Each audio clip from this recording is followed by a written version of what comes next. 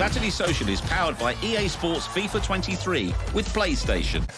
Joe, it is the end of the season, which means it's tradition on this show to do our end of season awards. Now, we've decided not to do Player of the Season because we all think it's a tap-in for Haaland, and also we've discussed Haaland earlier on the show. So we've got other categories. Yes. Would you like to explain to the viewers what we're doing, please? I will explain. Yeah, we've got 7 categories to go through. Random number. Slightly alternative ones in there, some more obvious ones as well. We're going to start with overachievers. Your overachievers of the season. We can have a look who you've gone for. Harry, Brighton, Spence, Newcastle. OK, why Brighton, Harry?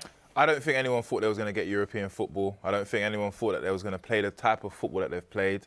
You know, being a United fan and playing Brighton twice this season and seeing that they've been a better team on the pitch for the 90 minutes was a massive shock to me. And it's De Zerbi's first season as well as a Brighton manager, and to see what he's done with those players is incredible. I think everyone's enjoyed watching them.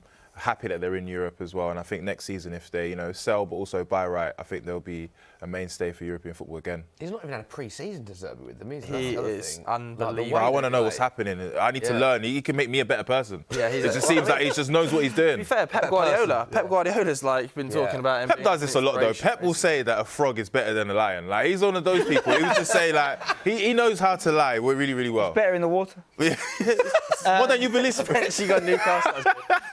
really good. Newcastle. I think it's important to define overachievement here because I'm a massive fan of what Newcastle have done. Right, it's about looking at their squad before Eddie Howe's come in and brought a few players in and worked his magic. I don't think people are saying that's a top 4, top 3 potentially squad. You know, the players they brought in, I like the way they've gone about the transfer policy. We believe they were going to go out and spend crazy money. They didn't. They brought in players that improved them, didn't necessarily come from Champions League teams, but they've made them a Champions League team. The only one I'd maybe question would be Anthony Gordon because he's not had a lot of game time and I think they paid a bit for him. But yeah, I think unbelievable to see him back in the Champions League. They've done it the right way in the sense of how they've achieved it. Now they can add the real quality because they've got that top 4 spot. And yeah, I think they'll stay there now. But I also can't say enough good things about Brighton. I was thinking with Newcastle, there's a bit of a false narrative around the fact that they've, as you said there, they've spent money and all their best players have been players they've bought in. A big part of what Eddie Howe's done is actually improved some of the current coaching. Players. The likes of Joel Linton, the likes of Almon, who've been good for periods of the season. Well, they have spent players that he's coached as well. They have spent as well, but I think that's a big part of it. That's nothing these days. Chelsea spent double that and finished bottom tier. Well, speaking of which, Spence, it brings us very nice on to the next category. Oh, good segue. What a segue. What a segue. Underachievers. You both said this was quite easy to do. You both put Chelsea. Even Rory last week, who was on our show, was very strong about Chelsea's season. 600 million they've spent, Spencer, across 2 windows. And they're going to finish with their worst points tally in Premier League history. Like, what do you put that down to? I mean, if you could sack owners, you would, wouldn't you? But you can't. It's been terrible. It's been terrible expenditure. It's been kind of just scattergun approach. I know they've got a lot of young players and it could come good. Again, I talked about this in a video and I said that I think they didn't have that great a window and everyone was going, no, because people look at the numbers and they look at the players and potential, but a player is only as good as the money you spend on them. As soon as you put 100 mil, I'm not saying Enzo Fernandez isn't world class, by the way, I really, really like him. Yeah. But the minute you pay 100 mil for him, he has to be so much better than he would have been if you come in for 20, 30, 40 mil. And look at Brighton, what they've done. They don't spend that money and they're getting more out of players. So it's actually making players worse. Mudryk is coming such pressure on him. Will we ever see him become the player that we thought he might be before he came to Chelsea? Maybe not, because of the value. Do you think it's the biggest underachievement in the history of the league? I think so. With the amount of money they've spent and the club that Chelsea are as well, you would expect that, this is something that would have been thought through more better from the owners. I think any manager would love this situation. You tell the manager, you have 600 million to spend, you're managing Chelsea, it should go right, but it's just gone so bad. I think the manager's bringing Lamps in and sacking this manager, and it just doesn't seem as if they know what they're doing right now, and it shows. Good luck to Pochettino. Let's tee up our next category then, which is Best Manager. Let's have a look who you've gone for. Roberto De Zerbi and Unai Emery. No Eddie Howe? No Pep Guardiola? Yeah, so I think Eddie Howe was actually a little bit of I overlooked him because he's definitely in the conversation. I just said about Newcastle how well I think he's done coaching and making players better. He's massively overlooked nowadays. So fair play to Howe. The reason I've gone Emery over De Zerbi and Pep is just Pep. He doesn't get the plaudits because we just expect it from him.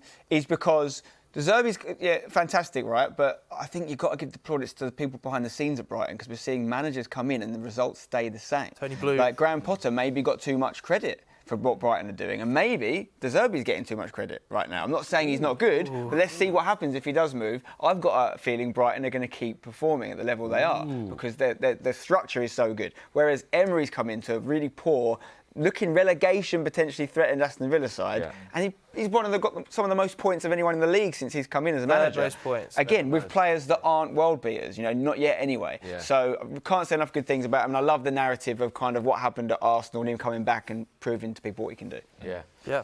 De Zerbi. I think, De Zerbi, I spoke about Brighton anyway, and I think you did make a good point, though, because before, when Potter was there, the situation has always been kind of they're building and they're a great team. So I think behind the scenes is very, very good. But I just think De Zerbi as well, how the players speak about him as well says a lot as well. They're very, very respectable about how he manages them. So I think, he's my guy. But United Emery's done incredibly well. Yeah, tough to see you win that, isn't it? Shout out to, as you said, Eddie Howe's been brilliant. Pep. Also, I'd like to chuck Gary O'Neill in there. What he's done. Yeah. Surprised that he didn't get nominated for the manager of the season. Definitely should have been nominated. Interesting. Next one, unsung hero. Let's have a look at what you've gone with. Again, complete disagreement from our guests with this one. Akanji and Saliba. We spoke about Saliba earlier in the show. So your thoughts on Akanji, Harry? Why has he been the stand-up for you? I just didn't expect it. I didn't expect him to be so colossal behind there. Like, he's so fast, he's a quick defender, smart as well, doesn't really get into any problems with any players. He just gets the ball and goes back to his position. And I think, City have got a luxury of great defenders, and I think he's one of the best that we've got. And I think he's going to have a great career now, because I think when you start at this level, and this ain't even the peak of his powers, I think we're going to see probably one of the best defenders in the world. The way he's playing, even the size of the player, is just hard to play against. Yeah, most minutes of any defender at Manchester City. I don't think anybody would have said that before the season started. Should we go on to the next category then? Because we've already spoken about William Saliba. Go on. Most improved. Harry, Aaron Wan-Bissaka's an interesting shout. Great shout, Granit Xhaka, I think. Well, it was important that the players redemption. ended in Aka for this one. That's but no, with Xhaka, I know he's going to probably move on, and I know we're not going to sit, and it maybe has kind of not ended the best way for him this season, but you've got to look at where he's come from, and at one point he was getting booed off the pitch as Arsenal captain, all these things back in the day, and he was a big part of their kind of revolution at the start of the year, and we were seeing some supreme performances from him, which we've always seen from him in an international show. I've always thought when we watched him play World Cups, and it never quite clicked for Arsenal until this season. So it's probably the end of the road for him at the Gunners, but I've been very impressed. AWB. Wan-Bissaka. I think last season, there was a lot of talks about him maybe finding a new club this season, but this season he's just been incredible. I think on that right-hand side, I think it's very difficult for you to get past him. Matoma, who's had probably one of the best seasons he's probably had ever, has struggled against him. Every winger that's come up against him has struggled. I think he's the best tackler in the world. I think that it's difficult to get past him. And I think if he can just work on his attacking side of thing, we've got a great right back there for me. But he'll be my player. You're a United fan. When definitely. you saw that, you I think he struggled at the start a little bit under Erik ten Hag. First, half the season was quite shaky, but I think second half of the season definitely he's drastically improved after the World Cup. I think it's going to be interesting to see what United do with him in the summer and what kind of direction United go in that right back slot. Because obviously Diogo Dalot's contract is up, so they've got to sort of that. But he has, from where he was to where he is, and that's what I'm looking at. Yeah, definitely. And that's the category improved. It's similar to the next one, actually. So have a look at our next category that we asked our guests to pick from, and it is best bargain transfer. I've got to say, I think these are two great shouts.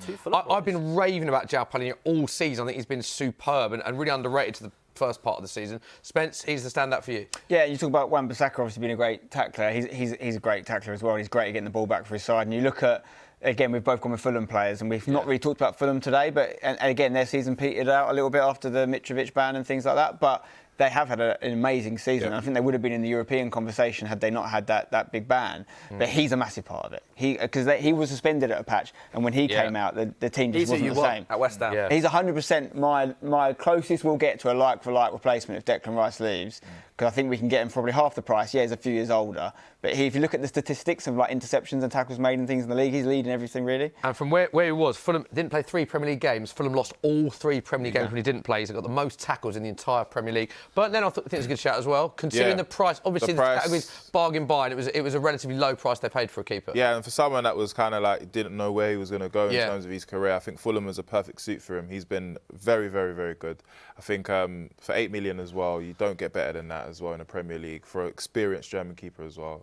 great buy for Fulham. And I've enjoyed watching Fulham as well. Yeah. They've been really, really good. Interesting looking at the Arsenal keepers, isn't it? Because obviously Ramsey's had a great season, but the ones they've let go, Bernd Lennon's been great, and Martinez as well has been great. Fabianski, I think by expected goals, Bernd Leno saved the most in the league, actually. I think this is, like, statistically had the best. XG prevented, I think he's right up there, Let's go to your last category then, which is best moment.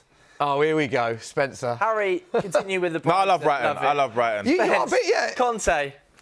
Just a great day, wasn't it? It was a great day. He's West Ham through. Come on, listen. That was iconic because it's even made better with the Mourinho comments this week as well. But he's come out and said, "I love every club I've ever managed apart from Mr. Levy's club." And you hear this? I'm sure you heard it. It technically didn't say I love every club. It says the ones that I don't have an affiliation. Right, There's a slight difference. You keep holding on to that. But the point is, like, it's just unheard of. Like, I actually sometimes I feel sorry for Spurs. Then I remember it's Spurs. But it's like people come out and just repeatedly mug off their own team. And it's never heard of it. Maybe Ronaldo did it a little bit at United this year, but guess what happened? He got moved on straight away. Obviously, Conte didn't last much longer after those comments, but it's almost like he was looking for a loophole out. He's like, how can I get out? If I say this, please don't let me go home. Like, it's just hilarious. It's made You've gone Brighton. Yeah. I mean, I don't know if you're a United or a Brighton fan. No. They brighten up my day. But yeah, had to. We having that? Joe's not having that at all. Right, on that note, it's time for a quick break.